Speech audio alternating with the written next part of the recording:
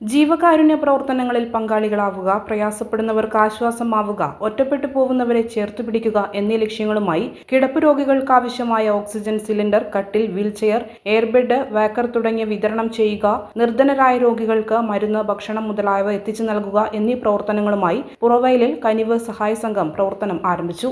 ഉദ്ഘാടനം Puravayal saint George church വികാരി reverend father George ഇലംകുന്നേൽ നിർവഹിച്ചു. കനിവ് സഹായ സംഘം സെക്രട്ടറി സ്റ്റാനി കെയും സ്വാഗതം പറഞ്ഞ ചടങ്ങിൽ കനിവ് സഹായ സംഘം പ്രസിഡന്റ് സെബാസ്റ്റ്യൻ AT അധ്യക്ഷനായി. Irikkur block panchayat member Lisamma Babu Kunamakkal, Ulikkal panchayat member Lincy മണ്ണഞ്ചേരിയിൽ, Aneesh Babu, Lissy Saji Odakkal, Ulikkal FHC health inspector Rajesh V James തുടങ്ങിയവർ ആശംസകൾ നേർന്ന് സംസാരിച്ചു. ഷിനോജ് കൂനമാക്കൽ ചടങ്ങിന് നന്ദി പറഞ്ഞു. പാലിയേറ്റീവ് എന്ന് പറഞ്ഞു കഴിഞ്ഞാൽ ആരോഗ്യപരവും മാനസികപരവും സാമൂഹികമായിട്ടുള്ള സപ്പോർട്ടാണ് പാലിയേറ്റീവ് രോഗികൾക്ക് ആവശ്യം. ആരോഗ്യപരമായുള്ള സേവനങ്ങൾ ആരോഗ്യവകുപ്പ് നൽകുമ്പോൾ, മാനസികപരമായിട്ടുള്ള സേവനങ്ങൾ കുടുംബക്കാർ നൽകുമ്പോൾ, സാമൂഹികപരമായിട്ടുള്ള സേവനങ്ങൾ നമ്മൾ ഓരോരുത്തരും കൂടെ ചേർന്നാണ് നൽകേണ്ടത്.